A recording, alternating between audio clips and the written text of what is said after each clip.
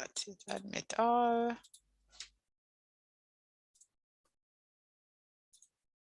People are coming to class late. All right, so there are many reasons that we do research, but at the end of it, academic research should be communicated to people who are interested in it. Otherwise, it has limited value. So in general, it's communicated orally or in writing. What's not on the screen is that you could also have in writing and orally through the media. So there's a third way that's not here.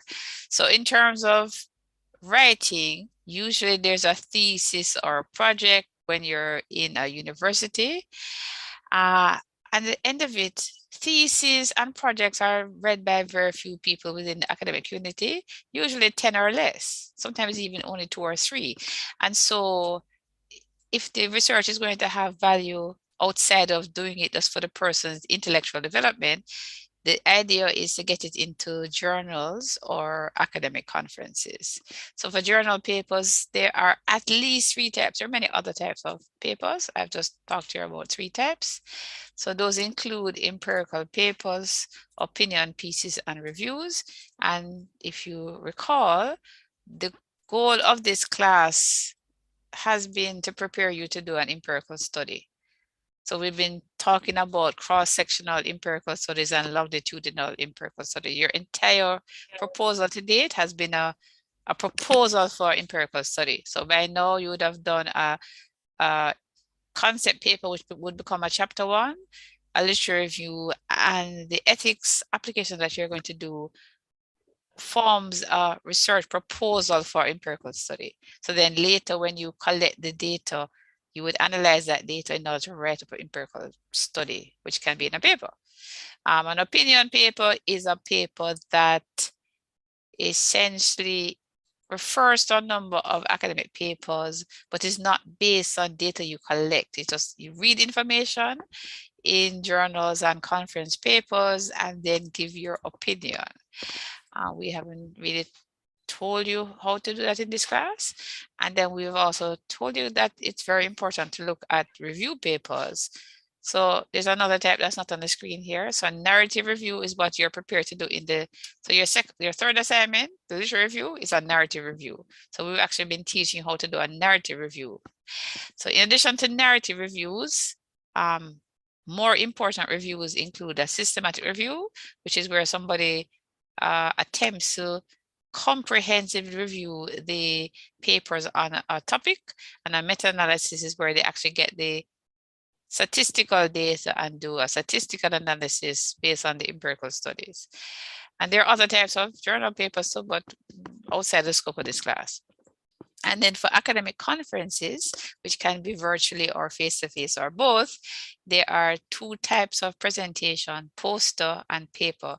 Paper presentations are considered better, and some conferences ask for a full paper and some only for an abstract. So if a full paper is written, that's considered better than a oral presentation where it's just an abstract. And a poster presentation is, well, we're going to show it in a second. It's where you actually have a physical poster or virtual poster that is viewed by people who attend the conference. All right, so as you already know, since I showed you in a previous lecture, the format that we're using within Skit for our major project is like this. You have front matter. You don't put any point. You don't actually type the word front matter. Somebody has their mic open, I think. Right. Yes. All right. So the front matter has a number of things like table of contents, table of figures, abstract. You could have acknowledgements and other things that can be at the front. At the back would include the reference list and appendices, which would include things like the ethics application, the letter to participants, the informed consent form, all the instruments that you use. If you do an online survey, that would be there printed out. Interviews, anything that's relevant. It could be that you develop a prototype and the specs are as a part of the appendix. All kind of things can be part of the appendices. And then you should all know by now that there are 5 chapters: introduction, literature review, methods, analysis, and conclusions, recommendations. So that's what you're doing for major projects, right? There can be a work in progress report. So what you're going to do in major project is you're going to present a mini Viva, which basically will be this, where you're going to have front matter and back matter and only 3 chapters: introduction, literature review, and methods. There are some references on academic conferences if you want to look at them. This is what a poster presentation looks like in a face-to-face setting. Since COVID, there's been more and more academic conferences virtually, as you understand why. And so this was not the way that it was being done. But in this context, the poster is there in the conference. Usually conferences are anywhere from 1 to 3 days long, usually not longer than 3 days. I guess some could be longer. And there's usually a particular time of the day that the poster, one person in the poster is expected to be there. So when people come around, they know that people are there. But the poster is up all through the entire conference. But there's a specific time, like maybe 1:30, 2:30, maybe each day that it says poster presentation, which basically means people are there so that you can interact with them on their poster. They don't present, they're just there. You look at the poster and ask many questions or talk with the people as you feel like. So what are effective visuals for posters? If it's online, the problem is that there are some issues with zooming in to read the text. So if it's online, you really have to rethink what is going to be an effective visual for posters. Clearly, white space is even more paramount than it is in a face-to-face setting. So there is an excellent YouTube video I found that if you're going to do an online conference, you can look at that. There's are online resources, but this is the best one I found. And what I find interesting, this example, for example, this is an online friend of mine from Facebook, and this is her poster. But the point is, this poster clearly doesn't show very much. This is going to be, and she talks. But this, for example, the one on the right is a better poster than the one on the left because it clearly there's less text to look at. Anyway, next. So these are more posters in face-to-face settings. Traditionally, this is how a traditional poster would be, with either number, so you can tell what's the order to look at or use arrows. Usually posters have these at a minimum: introduction, methods, results, conclusions, and references. Now, if you notice, you might wonder, where's the literature review? Usually a poster is a summary of your project. So you won't have space for literature review. What you'll have space for is essentially the kind of things that you would have in what we're calling the concept note, which has now become chapter 1. So, you know, remember in the chapter 1 you wrote, you would have a few references. So this introduction would be like the context for your project. You don't have much space for more than that in your presentation.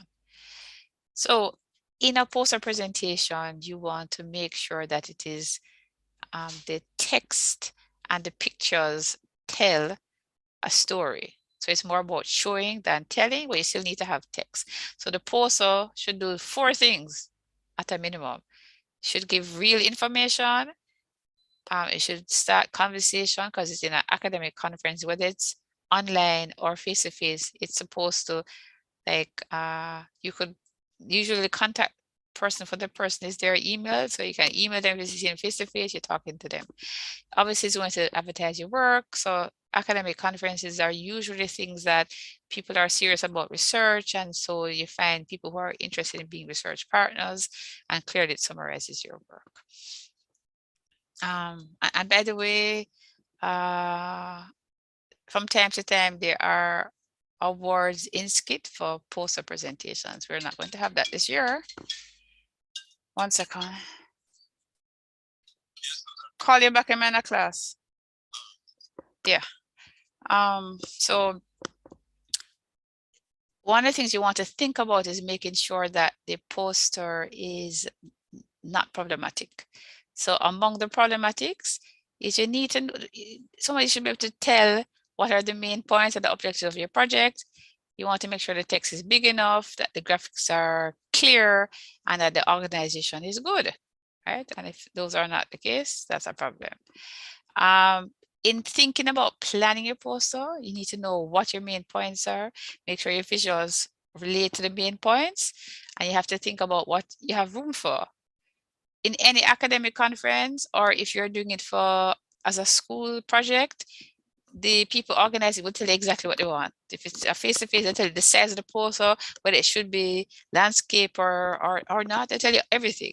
So in addition to what they specify, you have to think what can you fit and what you're going to leave out, what is the appropriate layout, and then you need to think about money.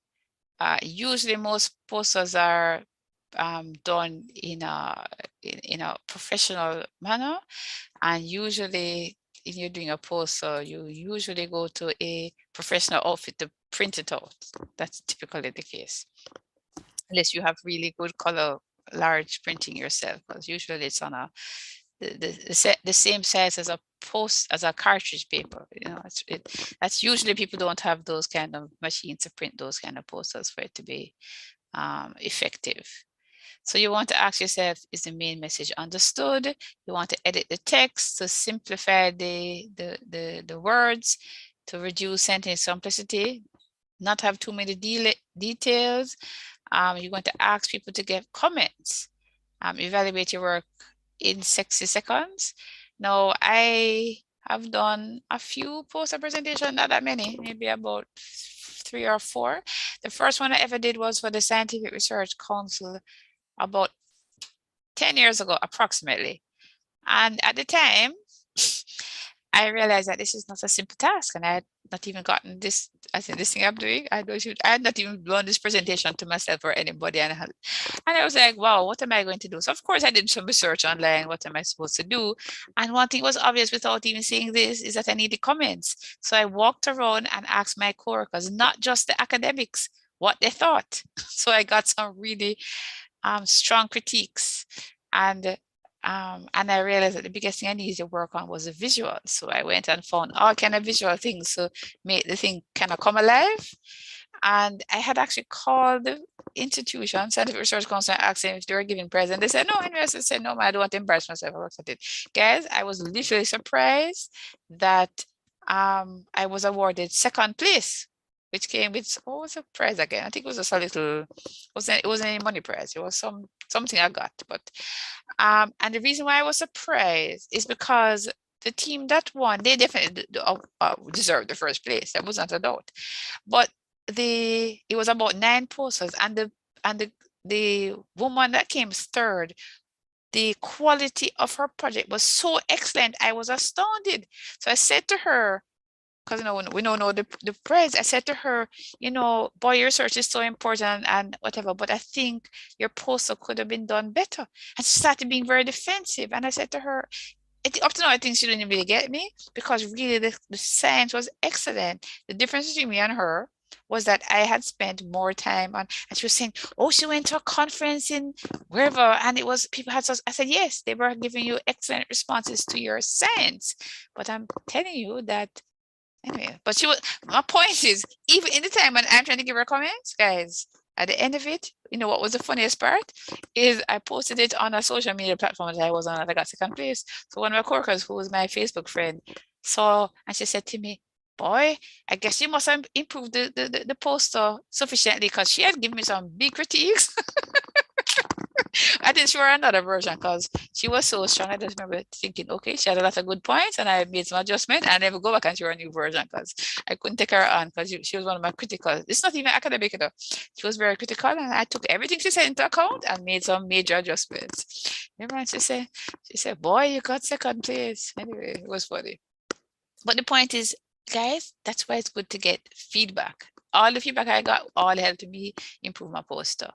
So if you're doing a paper presentation, paper presentations are always oral in an academic conference.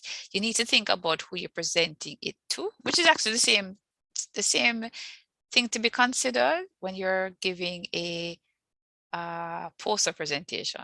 It has to be for the context. But really, in an academic setting, it's always the same.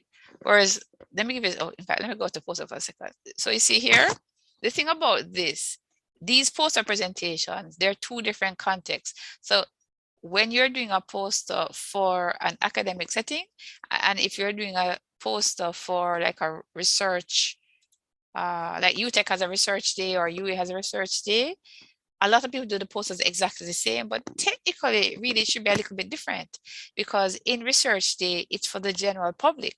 Literally, UE, UTech, other universities invite the entire public. It's normally have big newspaper advertisements and invite high school students, anybody in public to come in, and they're not assuming that you have the science, the strong science background or the field.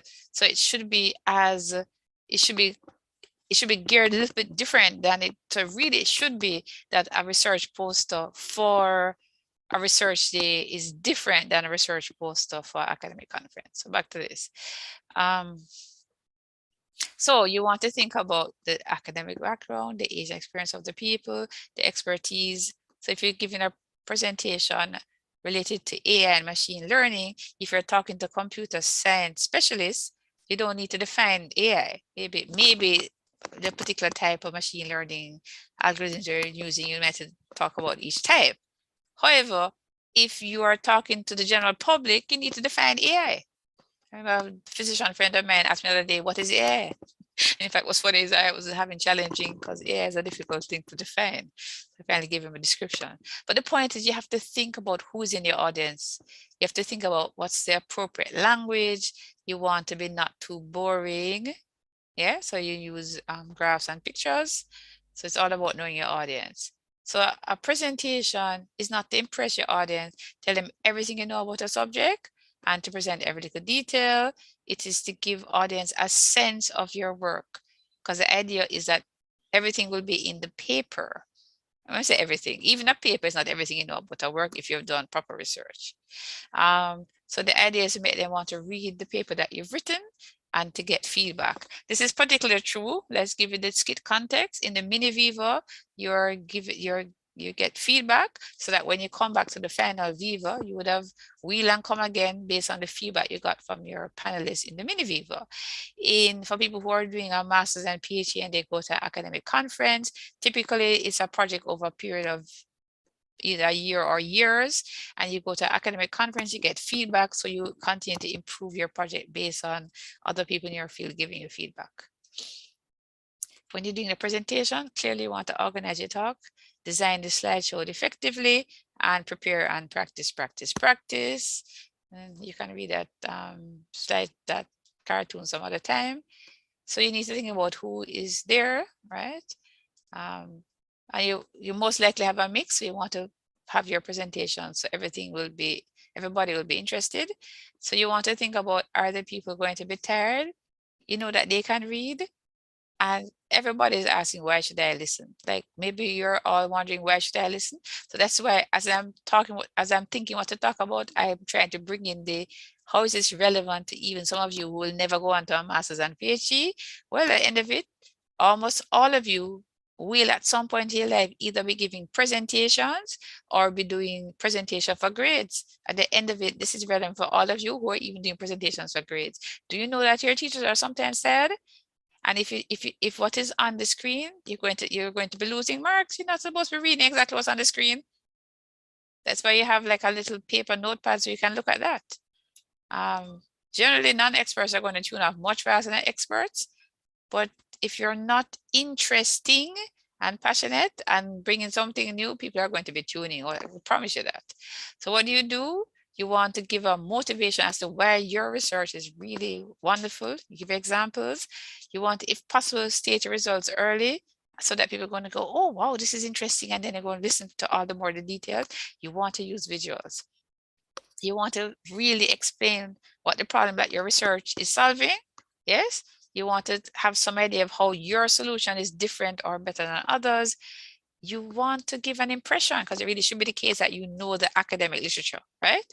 And so you want to, as you use examples, motivate why your work makes sense, illustrate using intuition where it makes sense, show your solution, highlight the shortcomings of your case or extreme cases, And in general, it's always better to have examples than the general case because people like stories or examples. So just everything being generic, just people get lost. So you have, sometimes it's good to have a running outline. So we want to show example. Look at this complicated example. So if this was the 5 things you're going to talk about, you can, as you go along, have this visual cue that shows you, like here we go. We went from pre-processing to filtering, which is not what we're doing now, but you can set up things that can tell people where you are in the presentation. And as you prepare for your presentation, you should be familiar with all the related work or most of the related work. You don't list every paper that you read. In a presentation, you just select the most important ones. I recommend for all undergraduate research projects that you have citations as you present, right? So you will be expected to present a literature review and the concept note, and as you present that, you're expected to cite the most important papers that you've read, but you're not going to list every single one. So let's say you actually have 30 references, you're only going to be showing, of those 30, you're only going to be showing maybe 10 of those references because you sometimes don't have time. It's actually possible to maybe find a way to have many of them, but that's not typical, right? Usually you are going to have reference at the end of the talk. On that note, there seems to be some debate. I just went to a presentation recently by a senior person in another department at UTech who was actually saying that for 10-minute talks, you shouldn't have any references. But as was discussed at the end in the question and answer session, that is typically for somebody going to academic conference where you're actually only presenting 10 minutes and there's a paper that is available to be published. For you, when you're presenting like for major project, 15 minutes and then 30 minutes, we're expecting you to put the references. So the point when you don't put the references is in a certain context where it makes sense. It really depends on the context you're in. Anyway, no matter whether you have the references in the talk or not, you better have the references because once you're doing an academic research project, references should be at your fingertips. So people are going to say, so how do you know this? And you should be able to reference that. So I don't know if it's here somewhere, but it's always best to have some extra slides that have additional information in case you don't remember them off the top of your head. You should always acknowledge co-workers. So for example, co-authors, last year, one of my major project groups presented at the Ministry of Health and Wellness, and Janelle Anderson won Best Major Project Presentation. When she did the presentation, which was to be, try to remember if it was 10 minutes or 15 minutes. So you all have to do a presentation in half an hour, and then the same half an hour presentation, but to find a way to get it done into 15 minutes. So one student did it. So I was one of the co-authors as the person who supervised the project. At the beginning, she acknowledged all the people. So one person presented what was 6 people's work.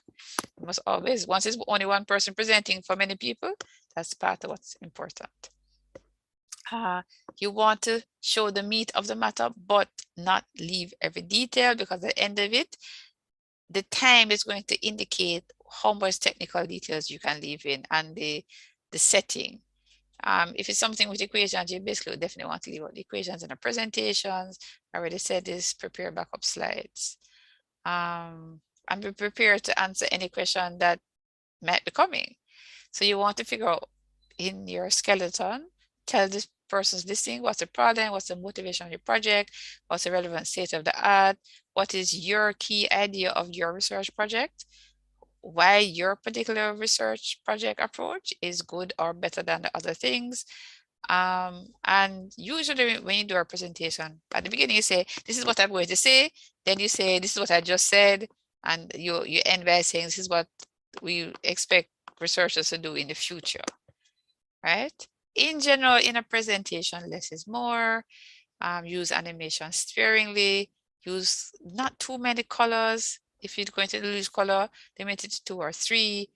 And anything you do, you want to be consistent. So if you use 2 fonts, you only use those 2 fonts. Like you don't use 2 fonts on this page and then you use 2 other fonts on another page. You must be consistent through the entire presentation. You want to not have the slides be crowded. So like this one is way too crowded. Plus, these are sentences to be read. You don't want to do that at all. It actually makes it's best to show one point at a time like this. This will help people concentrate more, right? So present from the audience from reading ahead, especially if you're doing complicated things. You don't want people reading ahead. But if it's actually not complicated, actually, this is the best way. This will take time, but you have to set up the slideshow to do this. So people will focus on what you're saying, right? Remember? You want to make sure the font size is appropriate, which would be somewhere between 24 to sort of 48. Sometimes you can go down to 18. So when you're writing text for presentation in a paper, usually it's no smaller than 10 point. But for a slideshow, it's never smaller than 18, and usually 24 to 48 is best. It's best if you use standard fonts and you don't use serif fonts or complicated fonts. You can say this is a bad example. Heading should be large, and you capitalize is not good because it takes longer. Research shows capitalization is only for headings. Everything else is not appropriate. It's like, this is like screaming, and apart from it's like screaming, which you're allowed to, you know, in the heading say hi, but after that, capitalization is basically making people work too hard just to understand what you're saying. So you want to make sure that the color can be read, and so this is you can say this is just bad example. You want to make sure that the background is fine. Doesn't matter which background you use, as long as your text and your background goes together and is appropriate for the setting you're on. So this is oh my God, particular bad background with audio, which that sounds good for some children drama, but not for an academic setting. You want to have graphs that we can see, easy to comprehend. You can see the trends, and it must always be titled. So this table has no title, and it's very unexciting. The same exact information here is much easier to understand. It has a title and it has the same information. This one has the same information, but why do you have these lines across? And it's just difficult to see. This is a better illustration of the same exact data than this one. And this one has no title as well. So you want to take out grid lines. You want to make sure the font is not too small. The colors should go together, should have a title always, and shading can be distracting. So when you prepare for a presentation, prepare the slides in the exam, show them to other people. When you think you're done, read them again. Check that if there are animations, the sound works. You want to make sure the animations are appropriate for the setting that you're using it in. And practice to people other than people in your research team, if at all possible. Practice to experts if you have that opportunity, and time your presentation, because usually people take either longer or shorter based on not having a lot of practice.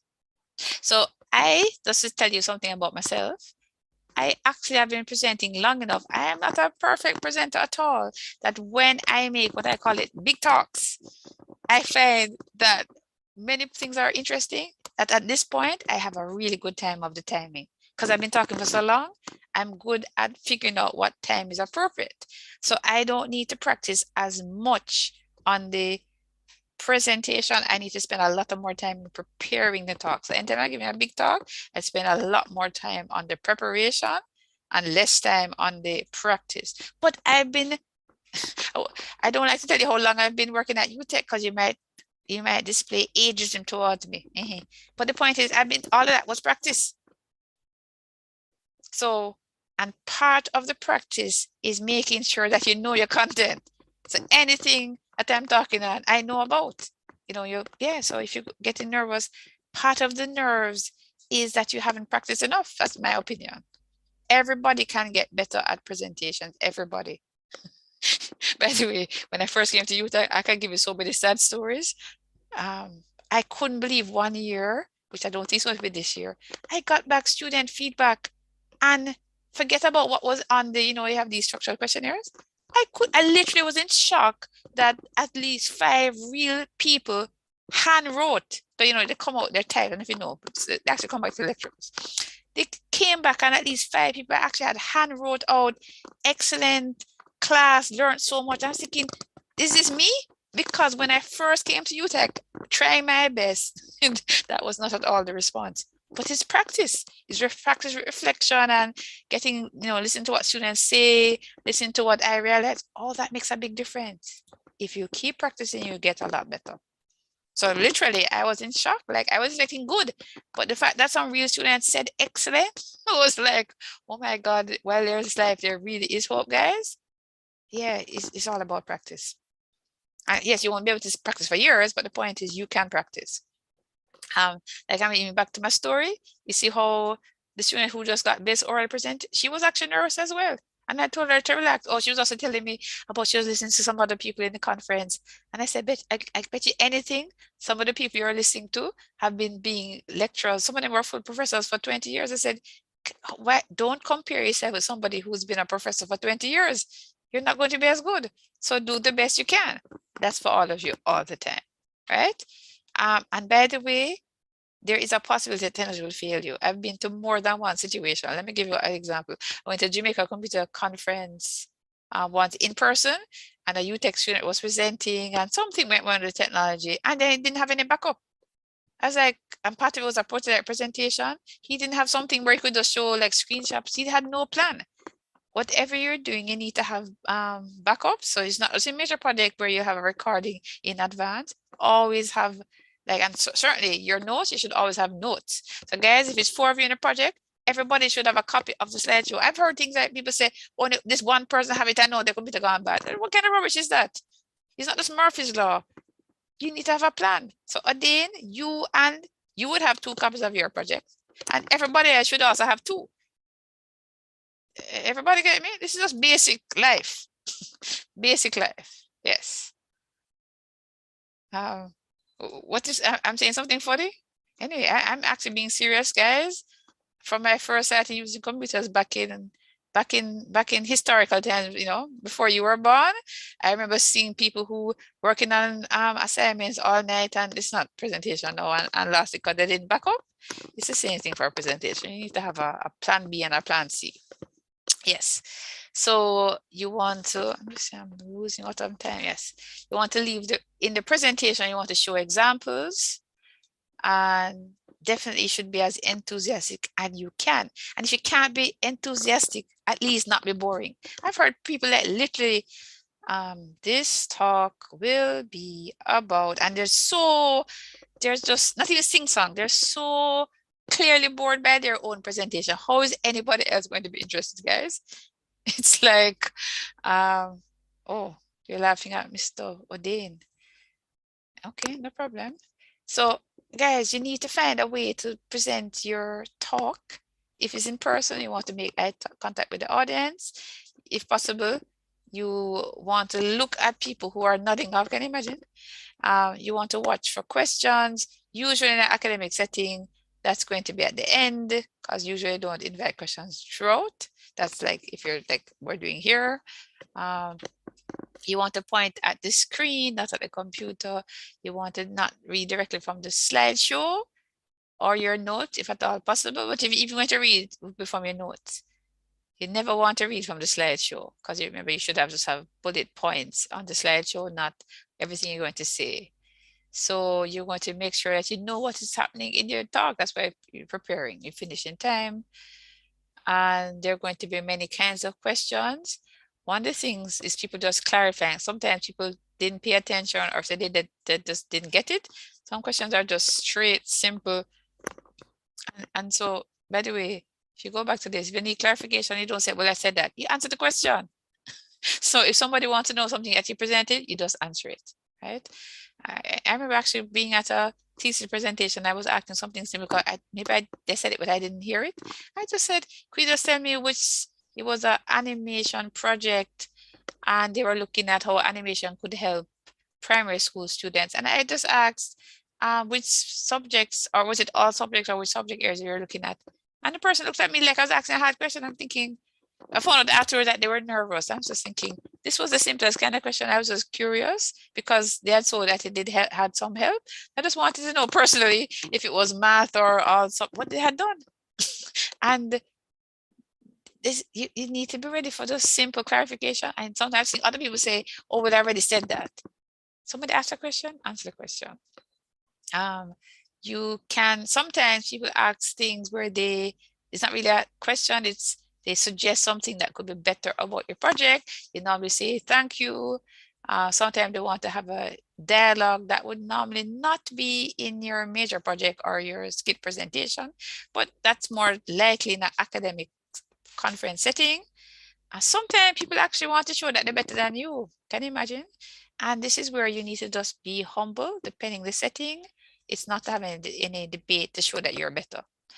You just need to figure out by practicing, like in the context of your major project presentation or in a business presentation, you need to think about any other questions that might be coming. That's why you have additional slides. That's why you practice to see. But despite that, you might actually have questions that you don't anticipate. If there's a question that you never anticipated and it's really hard, you say, wow, that's a good question. That is while you think about what is your answer.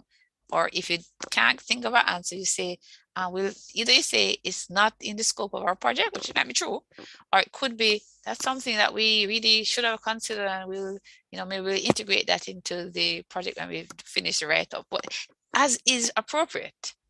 Sometimes though, it is that you're not able to answer the questions because you really didn't come ready. But as it is, you need to find a way to address it as best you can.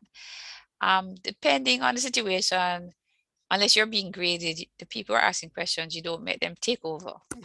If it's you're being graded, then essentially panelists are allowed to ask any questions that they want. It really depends on the context. So how do you get better presentation? It's practice, practice, practice.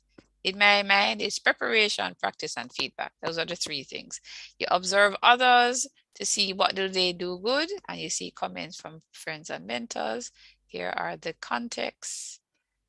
I'm going to escape out of this.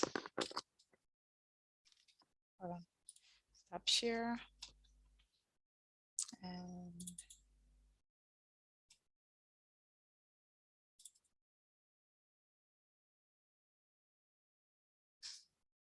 inform consent. Where is this now? All right, I'm going to go through. Was it already open? Maybe it was open already. Oh, it was already open here. Yes, so let me share back the screen.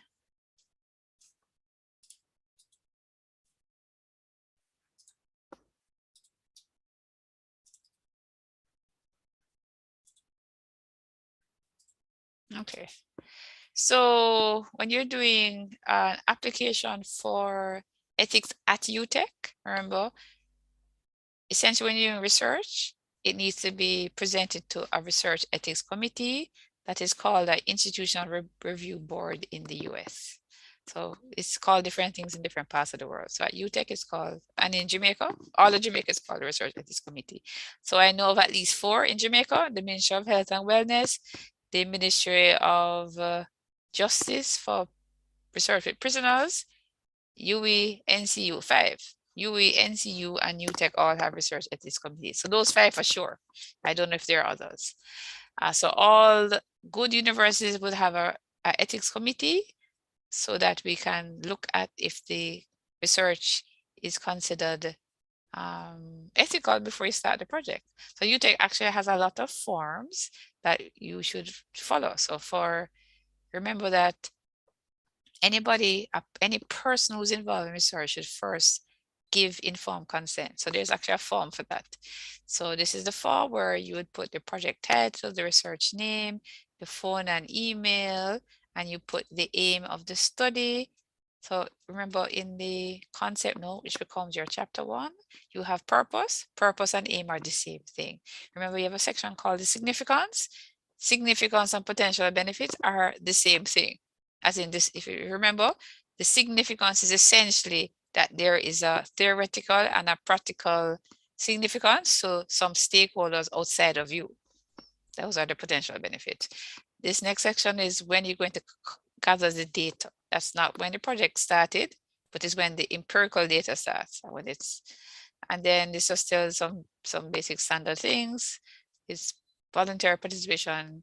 There are no risks. Confidential will be protected. Code numbers will be used when analyzing the questionnaire. Participants may ask the researcher any questions, and they can contact UTech at this extension number. And the signature says that you have been informed about the condition and safeguards of the project, and there's the researcher and the participant signature. So I'm now going to show you, there's also standard forms for other projects. I'm going to show you an example of a project that I am currently in charge of. I was in the middle of, yes, I was looking for another one and I couldn't find it. So I'm just going to go with the one that I did this year. So this particular project, I'm actually still waiting for the ethics approval, but I think it's good enough to show you right now. So this project is about the work readiness of university graduates and students in Jamaica. It hasn't been submitted to another ethics approval. It's actually about 5 of us in the project, but myself and Dr. Mervis Melvin are the 2 major investigators. If there were student researchers, they would be listed here. So if it's postgraduate and undergraduate are listed separately. So just to fill that out. And then you have this part 6 is the date of collection of the project. Right, so this is when we're expecting to collect the data all the way until November of this year.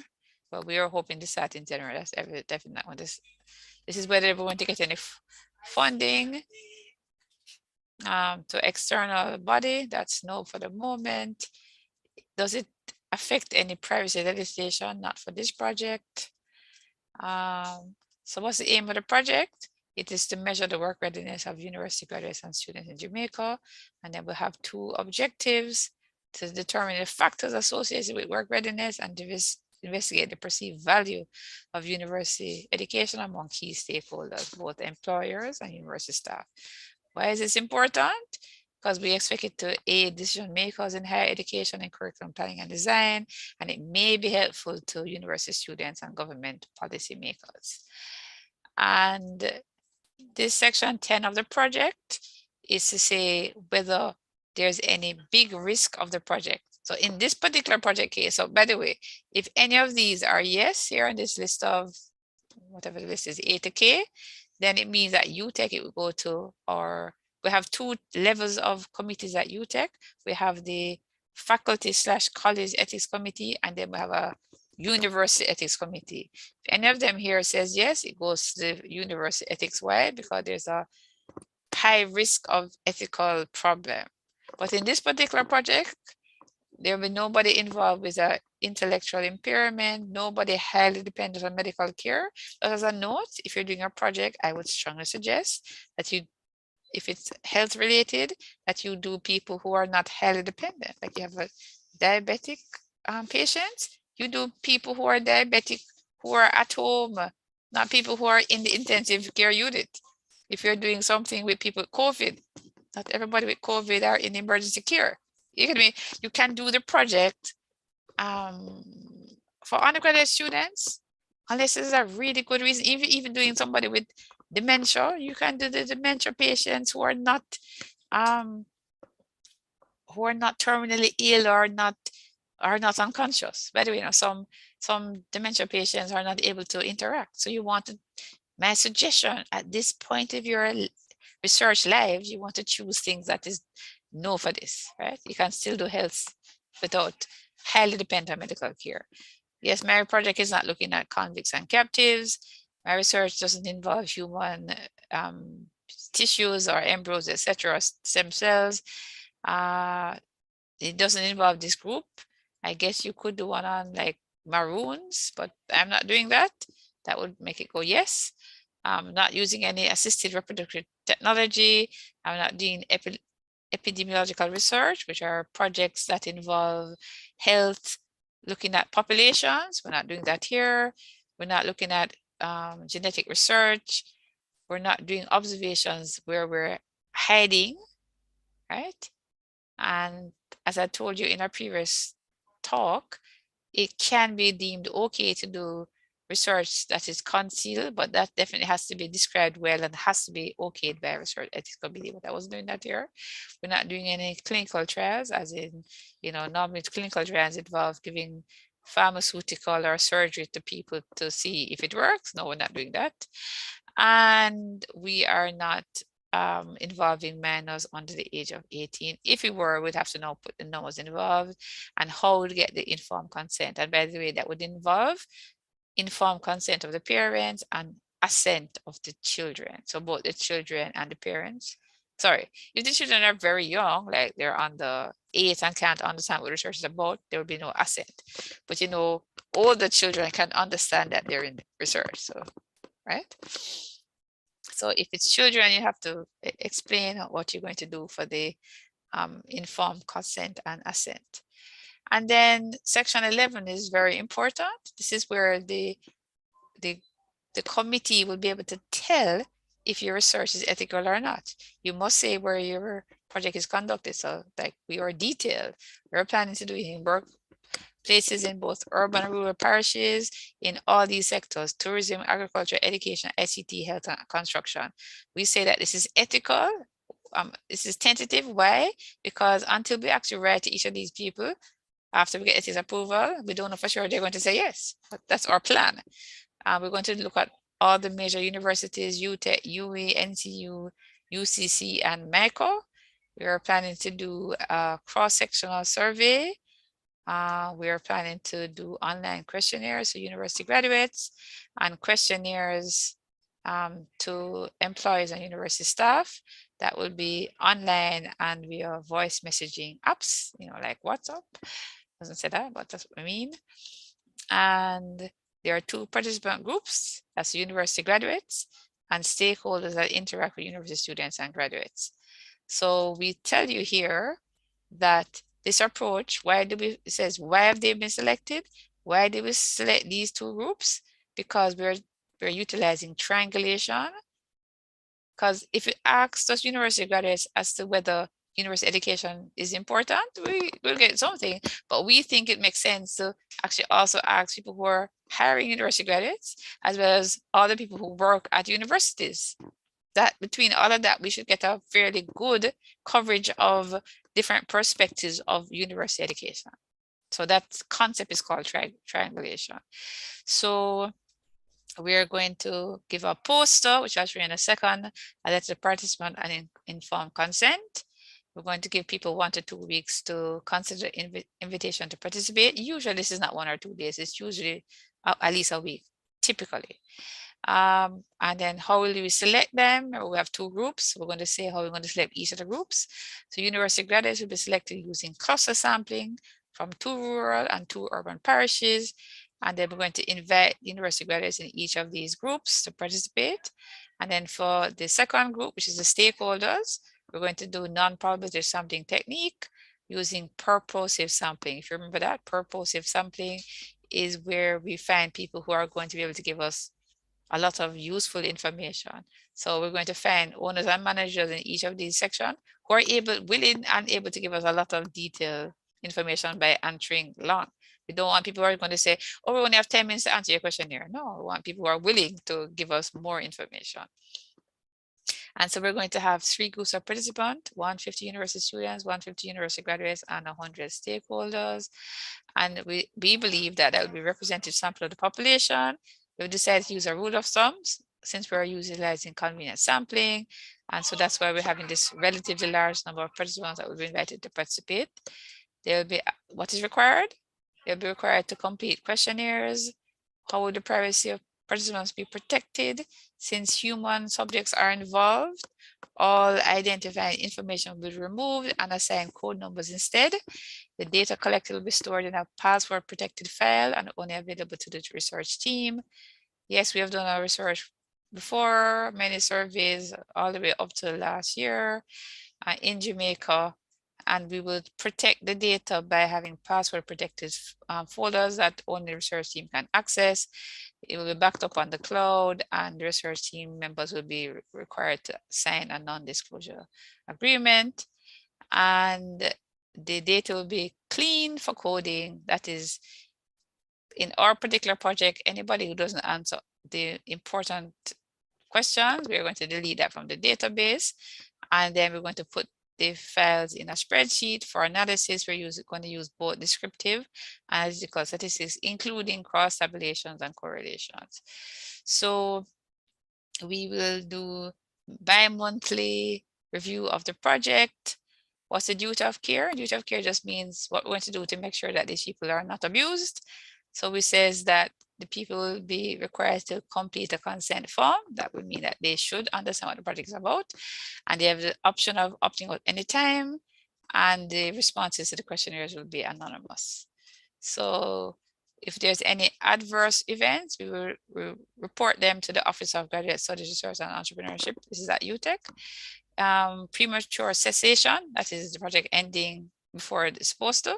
We don't expect that, but if it is necessary, we will halt it. And the feedback, so for those who forgot, all research projects, anybody who is involved, if they want a copy, a summary of the results, I should be able to get it. So that's why we say, so the participant will be able to be emailed a summary of the results. In addition, they can read publications in newspapers and or scholarly literature to get more details. And then there should be the applicant's name and signature, supervisor if relevant, and that's it. So,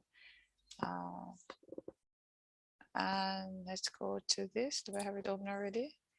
And then we have some graphics. Not opening. Hold on. Oh, here's one anyway. Here's a graphic. So this is attention university graduates. Are you a graduate from a Jamaican university? This is our poster. And what else?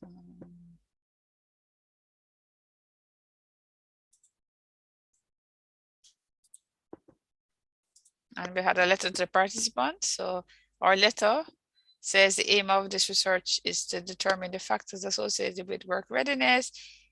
And basically it goes through, and then since it's going to be online, yes, I agree to participate. No, I don't agree to participate. So this is our letter to, we actually combined our letter to participant and informed consent. UTech actually has forms for the letter to participant and a form for informed consent. So let me go back to that inside here.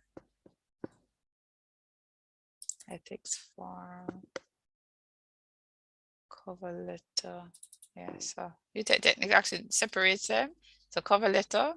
My name is, I'm a lecturer or student. I'm conducting a study, which we give the title. I'm writing this letter. So this what we did was that we combined the cover letter and the informed consent into one thing, and then said click to say that they agree or disagree. Right. So yes, I'm 3 to 11.